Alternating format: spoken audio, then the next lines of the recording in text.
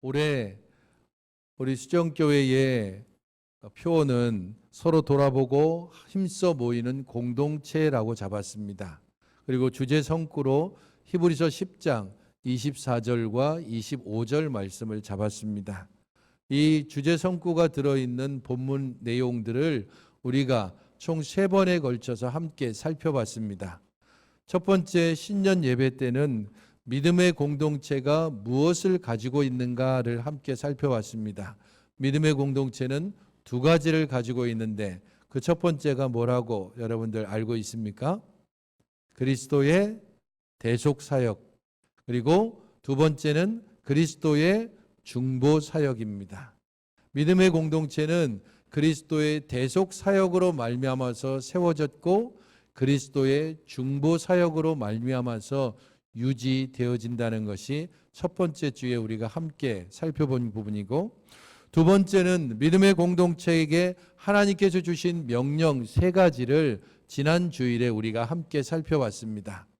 믿음의 공동체에게 주신 3가지 명령은 특별히 믿음, 소망, 사랑, 이것과 연결되는 3가지 명령인데, 그 첫 번째가 믿음으로 하나님께 나아가자라는 것이고, 2번째는 소망으로 굳건히 붙잡자라는 거고, 3번째는 사랑으로 서로 돌아보자 혹은 보살피자라고 하는 겁니다. 이 3가지 명령이 믿음, 소망, 사랑 3가지 내용으로 되어 있습니다. 오늘 우리가 함께 살펴볼 본문은 특별히 24절과 25절 2절을 중심으로 해서 3번째 명령인 사랑으로 서로 보살피자 혹은 사랑으로 서로 돌아보라라고 하는 이 명령이 가지는 의미를 함께 살펴보라고 합니다.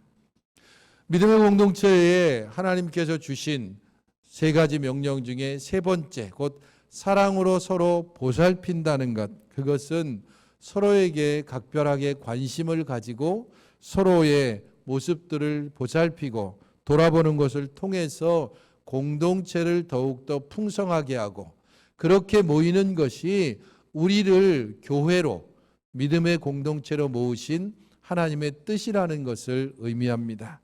또한 우리가 함께 모이는 이 모임이 때때로 어려울 때가 있습니다. 관계성 문제 때문에 어려울 수도 있고, 우리의 개인적인 여건이 변해서 그것 때문에 모이는 게 힘들 수도 있습니다. 그럼에도 불구하고 모이는 일들, 함께 모이고 함께 그 모임을 통하여서 위로와 격려를 주는 일들을 계속 해야 한다라고 오늘 본문에서는 말씀하고 있습니다. 함께 24절과 25절을 같이 한번 읽어보시겠습니다. 24절부터 25절 시작.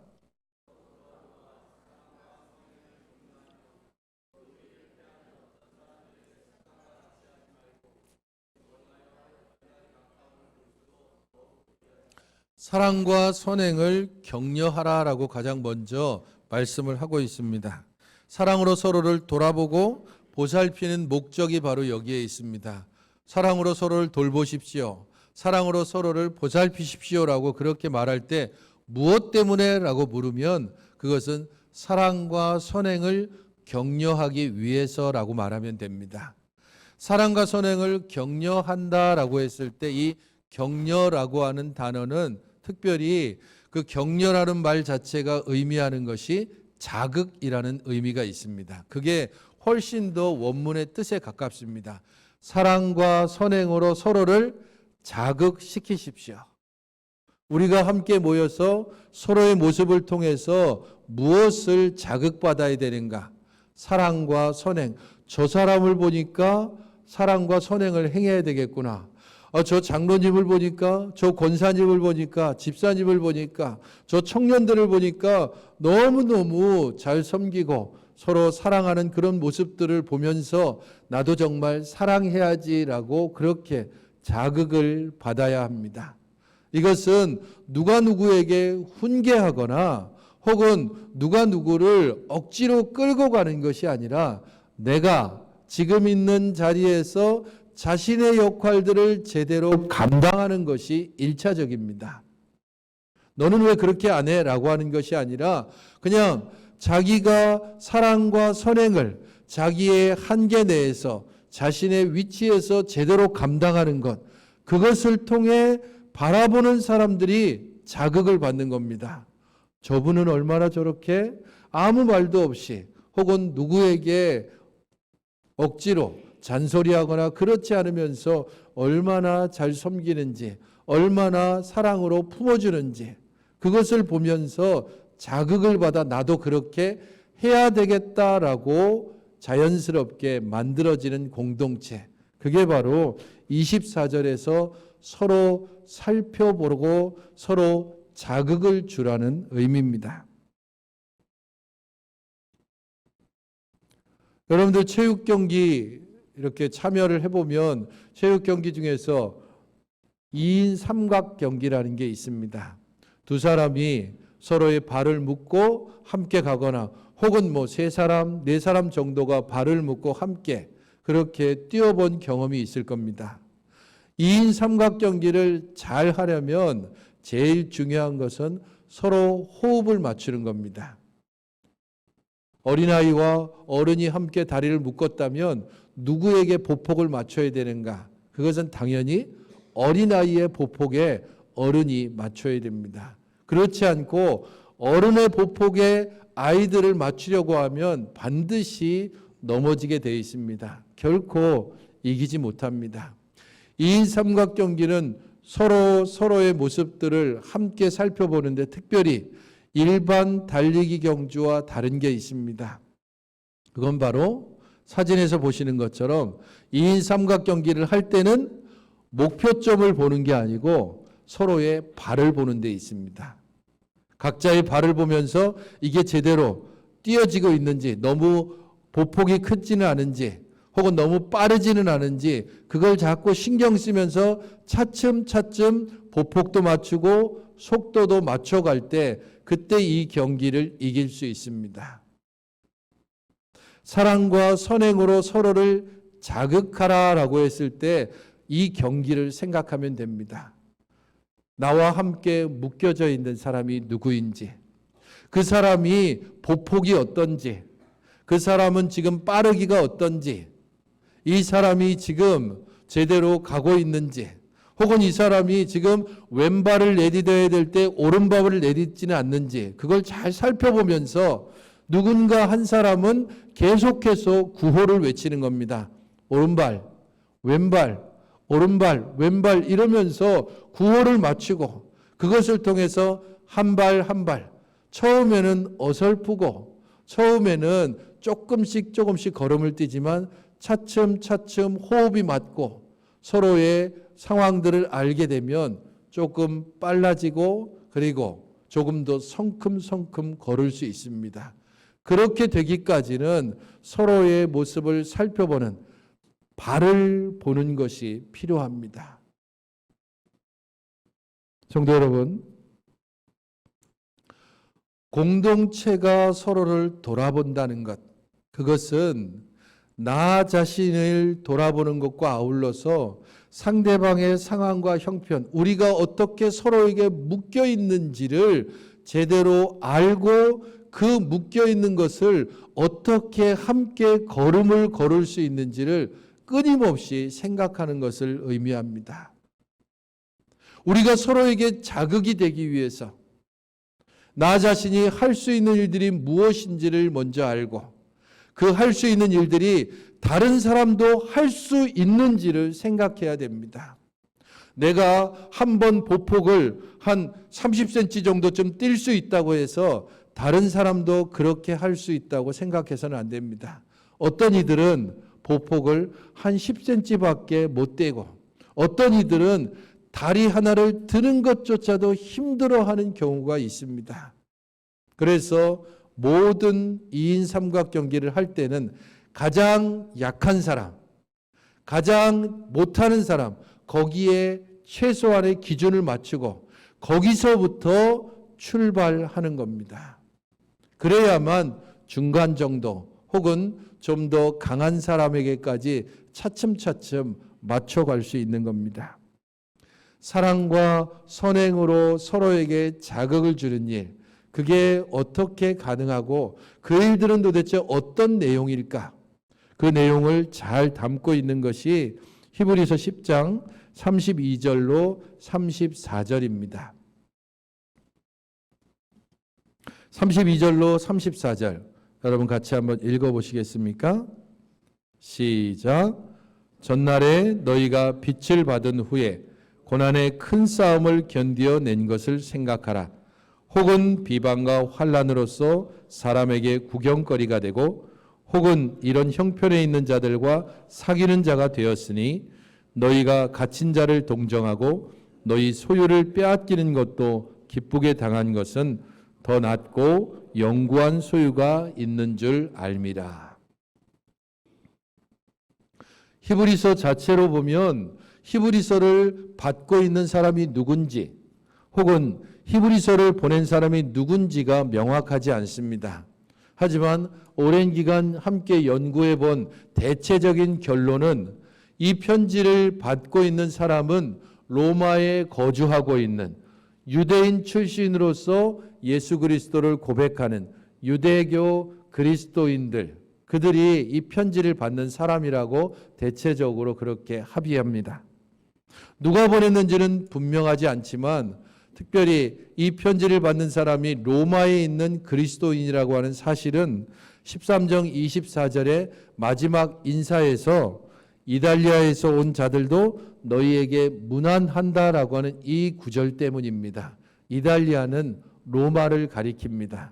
그래서 로마에서 온 사람이 너희들에게 문안한다라고 하는 이 구절을 근거로 해서 볼 때 편지를 받는 사람들이 로마에 있는 특별히 고난과 핍박 중에 있는 성도들이라고 생각해 봅니다.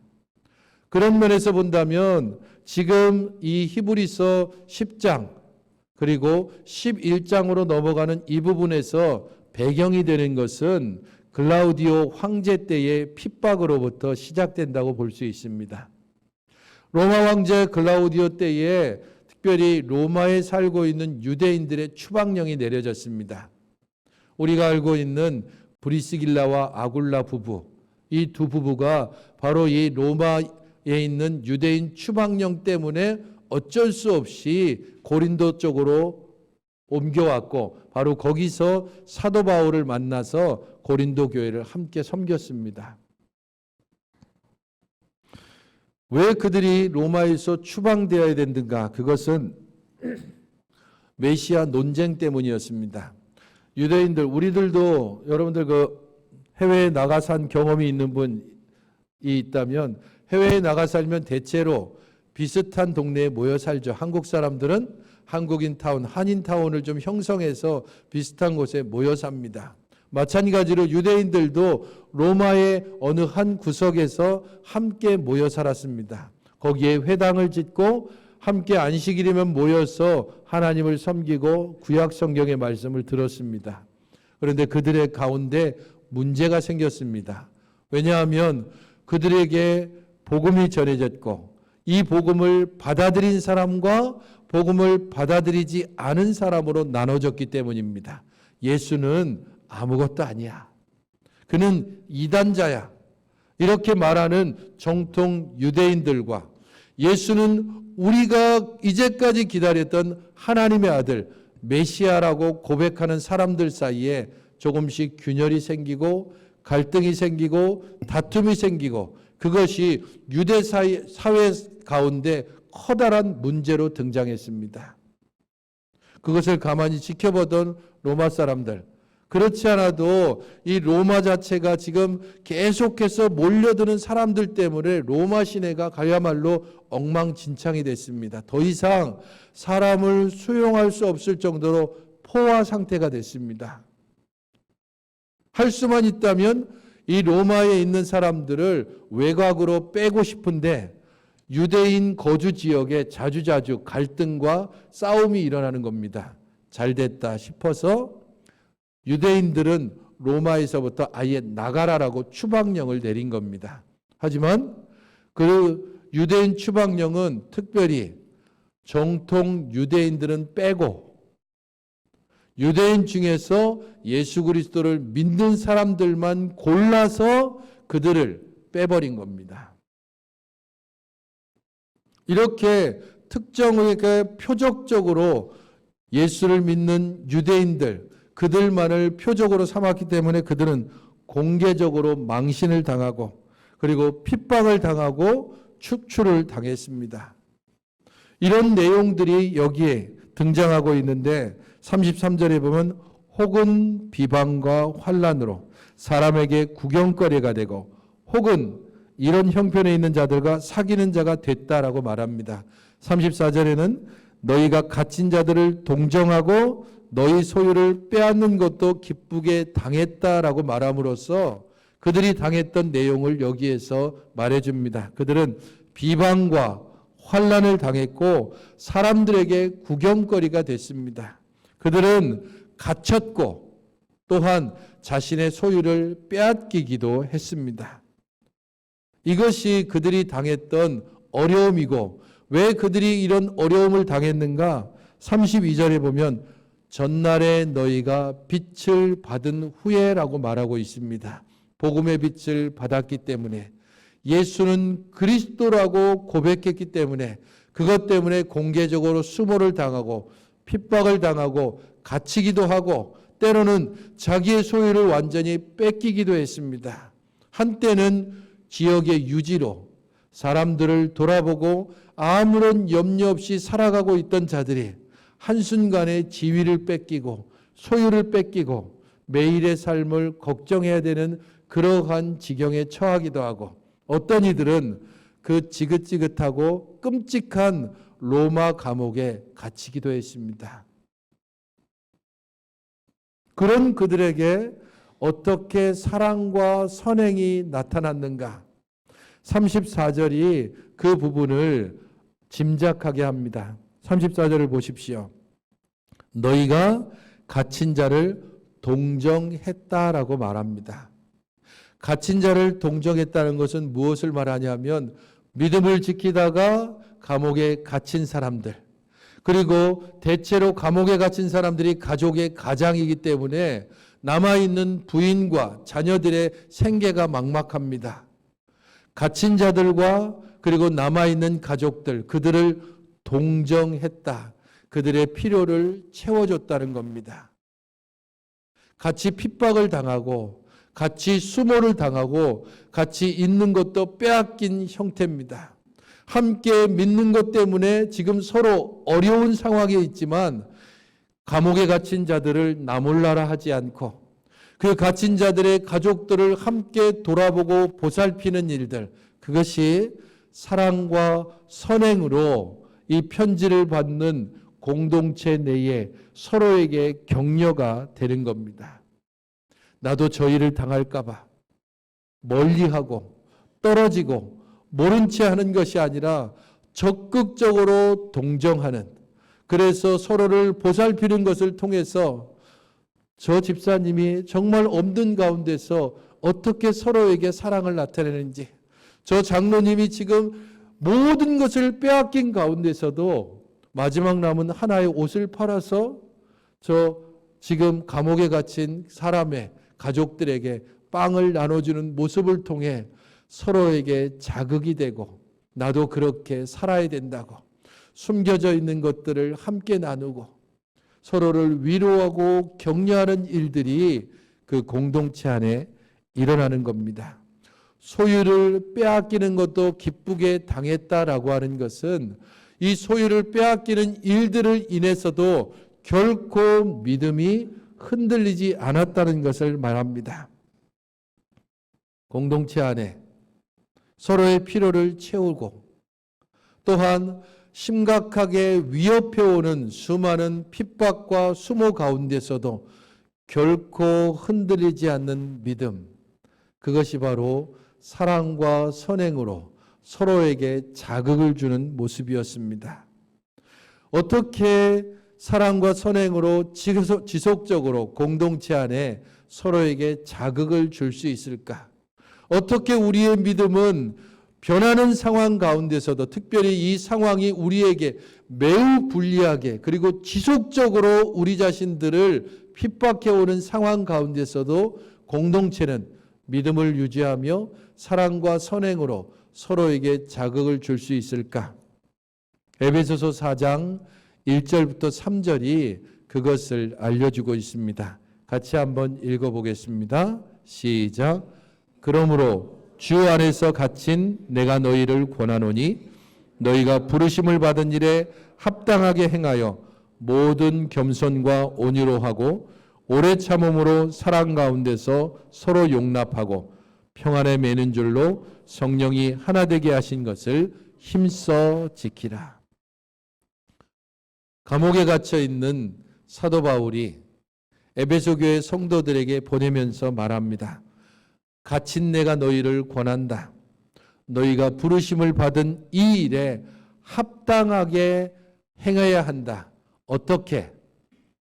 온유함으로, 겸손함으로, 오래 참음으로, 사랑 가운데서 서로 용납함으로, 무엇보다도 성령의 하나 되게 하신 것을 힘써 지킴으로.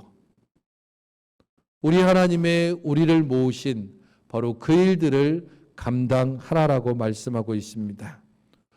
겸손함과 온유함, 오래 참음과 사랑 가운데 서로 용납함, 그리고 성령 안에서 우리가 하나로 묶여져 있다는 이 사실을 기억할 때, 그때 우리는 지속적인 핍박이나 고난이나 우리 안에 있는 여러 많은 불평과 불만의 요소들에도 불구하고 함께 사랑과 선행을 자극하고 격려하는 공동체가 될 수 있습니다. 우리 안에 이런 모습이 있는지를 돌아보아야 할 것입니다. 두 번째 명령은 25절에 있는 것처럼 모임을 소홀히 하지 말라라는 겁니다. 지속적으로 핍박과 박해가 올 때에 그때에 사람들은 움츠러들 수밖에 없습니다. 서로 움츠러들기 때문에 모이기를 주저하게 되고 어떤 이들이 모였을 때에 그 모임 장소가 습격당해서 몇몇 사람들이 끌려가고 핍박을 당하고 감옥에 갇힌다는 소식을 듣게 될 때에 함께 모이는 것을 두려워할 수밖에 없습니다. 그러면서 몇몇 사람들이 이렇게 모이지 말고 당분간 소낙비가 내릴 때 그때 비를 피하는 게 상책이니까 함께 모이지 말고 그냥 흩어져 있고 조용히 이 비가 지나갈 때까지 기다립시다. 그렇게 말하는 사람들을 향해서 그렇게 합시다라고 말하고 동조하는 이들도 있고, 하지만 그렇게 해서는 안 된다고 이럴 때일수록 우리가 함께 서로를 돌아보고 함께 모이고 그 모임을 통하여 하나님께 은혜를 구하고 우리 하나님께서 이 모임 가운데 용기와 믿음을 주시도록 모이는 일에 더욱더 힘써야 한다고 주장하는 자들도 생겨나는 겁니다. 그때에 이 편지를 보낸 이는 말합니다. 모임을 피하는 자들의 관행처럼 기다리자. 그냥 이때에는 숨죽이고 있자. 괜히 우리 모여서 여러 가지 문제를 만들지 말자. 그렇게 이야기하는 이들의 이야기에 귀 기울이지 말고 더욱더 함께 모여야 되고 더 함께 정규적으로 모여서 우리 하나님을 예배하며 하나님의 은혜를 구해야 한다라고 말합니다. 왜 모이기를 피하려고 할까? 첫 번째는 두려움 때문입니다. 두 번째는 믿음이 약해져서입니다. 세 번째는 현실적인 이유 때문입니다. 이런저런 이유로 생업이 바빠서 피곤해서 어떤 사람이 보기 싫어서 괜히 이 모여가지고서는 이런저런 문제를 만들기 싫어서 그런 다양한 이유로 함께 모이기를 주저하는 이들을 향해서 그럼에도 모여야 합니다. 우리 안에 부족함이 있어도 이 모임이 함께 모이는 것을 통해서 혹여 위험이 찾아온다 할지라도 하나님께서 이 모임을 통하여 우리 안에 은혜를 주시고 우리에게 용기를 주시고 우리에게 믿음을 더욱더 굳건히 하신다는 사실을 믿으며 함께 모이는 겁니다. 배는 항구에 있을 때에 제일 안전합니다. 하지만 배는 항구에 묶어두기 위해서 만든 게 아닙니다. 바다로 나가야 되고, 때로는 풍랑을 맞아야 되고, 때로는 그 배 곳곳에 여러 많은 해산물들이 혹은 여기저기에 부딪히고 긁히면서 배는 배의 역할을 감당하는 겁니다. 하나님께서 믿음의 공동체를 모으신 이유는 우리의 서로의 모습을 통하여서 때로는 자극을 받고, 때로는 실망하기도 하고, 때로는 낙담하기도 하고, 하지만 그 가운데 하나님께서 함께 하신다는 사실을, 이 모임을 통하여 하나님께서 이 땅 가운데서 하나님의 역사와 하나님의 뜻을 이루기를 원한다는 사실을 우리가 알고, 그것을 함께 인식할 때 우리는 모이는 일들을 주저하지 않고 함께 모여서 때로는 자극받고 때로는 실망하면서도 조금씩 하나님의 뜻에 합당한 공동체의 모습을 만들어 가는 것입니다. 오직 권하라라고 이야기하고 있습니다. 하나님께서 신실하신 하나님입니다. 우리를 불러 모으신 하나님께서 신실하게 우리에게 주신 모든 약속을 지켜주실 것입니다. 환난 중에 보호하실 것이고, 시험 중에 우리를 건지실 것이며, 낙담 중에도 우리들을 새롭게 하실 것입니다. 우리 안에 있는 연약함이나 부족함이나 때로 서로 간의 갈등이나 그 모든 것들을 하나님께서 성령으로 하나 되게 하신 것을 통하여 화평케 하시며 새롭게 만드실 것입니다. 그러므로 그 하나님의 약속을 믿고 함께 권하며 모이기를 힘써야 할 것입니다. 가장 먼저는 주일 예배 이 모임에 함께 해야 하는 것이고, 이제 2월부터 시작되게 될 구역 모임에 함께 해야 할 것입니다. 전도의 모임을 통하여서 서로에게 자극제가 되어야 할 것이고, 각자 이런저런 모임들을 통하여서 서로에게 도전을 주고 서로를 격려하며 위로하는 것을 통해 이 공동체는 믿음 안에 굳건히 서며 사랑 안에서 더욱더 아름답게 만들어져 갈 것입니다.